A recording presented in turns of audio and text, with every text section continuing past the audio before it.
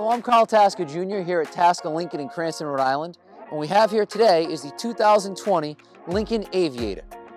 When Lincoln decided to bring back the Aviator name, they knew they needed something really special because there really are few segments in the market as crowded as the mid-size luxury SUV.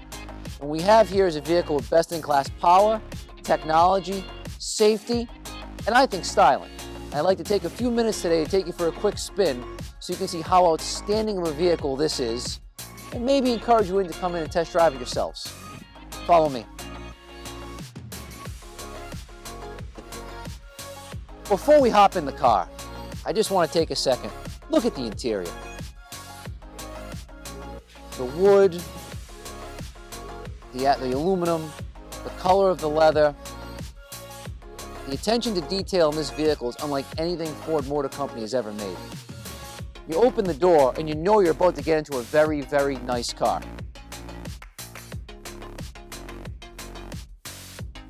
Okay, so a couple things to get started with. Because I like horsepower, we'll start with the engine. This vehicle is powered by a 3-liter twin-turbo V6 producing 400 horsepower and 400 foot-pounds of torque.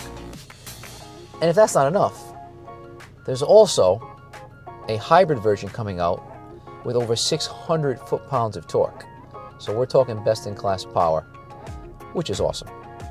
The interior, as I kind of already said, is absolutely stunning, and it's loaded with technology. But this isn't technology designed to confuse you and make you feel like the vehicle is smarter than you are. This is technology made or designed to help you enjoy the vehicle, help you to relax, and it really makes the vehicle more accessible and much more fun to use than some of the competition. So one of the more underrated or underappreciated parts of a car or a vehicle is the steering wheel. It's literally where your hands are supposed to be 90% of the time. And much like a Formula One car, this is an incredibly advanced steering wheel that really allows you to get the most out of the vehicle without taking your hands off the wheel. So first cool thing is this button right here. It allows you to activate all the different voice-activated systems without taking your hands off the wheel. In a lot of cars, you have to press a button, this, that. Your hands are going to be at 10 and 2 anyway, so very intuitive. If you look over here, there's a lot of other cool features. Just go up, and now we've opened up the navigation system. We can start messing around with that. But you'll also notice the actual display on the steering wheel changes. Go back, we have the music option, phone option, you can flip to different screens. So really, you can do a number of different things on your vehicle without ever taking your hands off the wheel.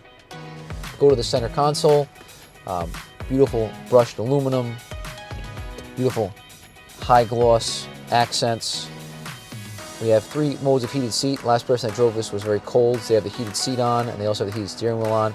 Heated steering wheel, by the way, best thing ever invented if you live in New England. A couple other things, different climate controls for front and back, so if you have kids, you don't have to worry about them being uncomfortable. I think the coolest thing in the world is the 360-degree camera. So, if you have trouble parallel parking, this is a game changer. This is what's happening in the front of the vehicle, which I can kind of see, because the vehicle has really very good visibility. But that's a 360-degree view around the car. If you're going to parallel park the car, if you're in a tight parking lot, if you don't want to run over a squirrel, this gives you the type of visibility, and it looks like witchcraft. Someone can walk around the car, I can see them. I can tell you, it's really helped me. I'm awful at parallel parking, which is an embarrassing confession to make on TV, and this makes me almost competent. One of the interesting things about this interior are the seats. They're called infinitely adjustable. I think that's pretty close to accurate. So you can adjust how each leg sits on the vehicle. So, there's really no dignified way to photograph this. But, we're going to put them down now. There we go. Okay. Obviously, we can move forward or back. We can raise the seat up or down, which is always a good time.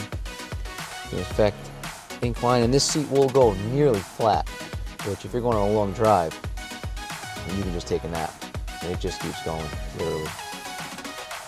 So, waiting for it to come up now. You can adjust the mid-back, how it hugs you. You want it to not be as tight. If you want to have more of a nurturing, motherly feel, wraps around you. It can also affect the headrest. I want the headrest close to me. I want the headrest not too close to me. So, literally, you can look at this one of two ways. You can make this seat absolutely perfect, or you'll never be comfortable in it. It's really up to you. I can tell you that, I hopped in the seat after about 30 seconds. It was absolutely perfect. Plus, it's heated. Plus, it's cooled. So it's really a very nice place to be the driver or the passenger. Now I want to show you the drive modes. We touched upon normal, which is effortless and balanced. Conserve, which is kind of like an eco mode. The throttle response, the way the transmission shifts, it's all designed to maximize fuel economy. The vehicle feels very relaxed, very light on its feet, very effortless. Going to the next mode, which is Excite, which is my personal favorite. Responsive and engaging, very well worded by Lincoln. This is the sport mode. Dramatic differences in throttle response and how the vehicle shifts, how the vehicle uses the traction control to put down as much horsepower and torque as possible at all times. Really transforms the car, transforms the steering, makes the car just feel very, very, very athletic, very responsive. So now let's go to some what I like to call situational driving modes. Slippery, slick, icy, or loose surfaces. This adapts the throttle response, the brakes, the steering, how the vehicle shifts to maximize traction. Not traction for performance, like in the Excite mode, but traction for safety. So in slippery mode, if you're on ice, and let's say 3 out of the 4 wheels have traction, this will send as much power to that 4th wheel, to the wheels that have traction as possible. And that wheel that's slipping, it'll take power away to keep the car straight. It affects how the anti-lock braking system works. If there's traction on one side of the vehicle to keep the car straight, it really gives you a lot more confidence on a typical, slippery New England road. Going to the next mode, we have deep conditions, deep snow, mud, or sand.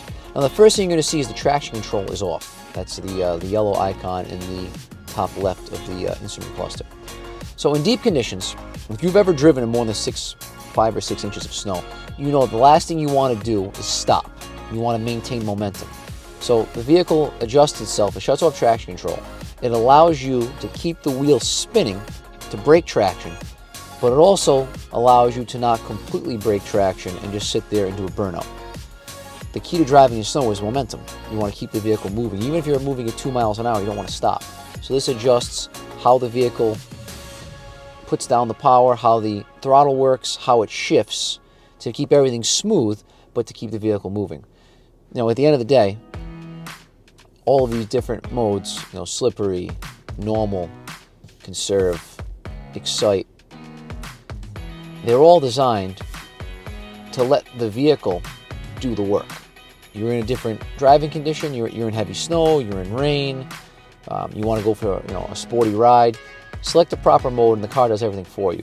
This is another way that Ford uses the latest and greatest in technology to make the car more enjoyable and more usable rather than more complicated. Unlike some of its German or Japanese rivals, the more technologically advanced this car becomes and the more you learn the technology, the easier it is to use. Alright, now before we unleash all 400 horsepower, we're going to put the car in Excite mode, which sharpens the throttle response, which makes the car pull harder, shift harder. Now you can hear the car hanging in gear, which is part of the Excite mode. Keeps the car in the optimal gear for acceleration. Now we're going to go into normal mode.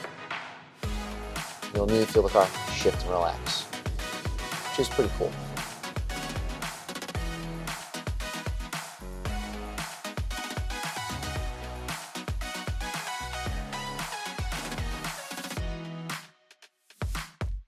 So there it is, the all-new 2020 Lincoln Aviator. Don't forget to hit the subscribe button, and for more information, visit tascalincoln.com.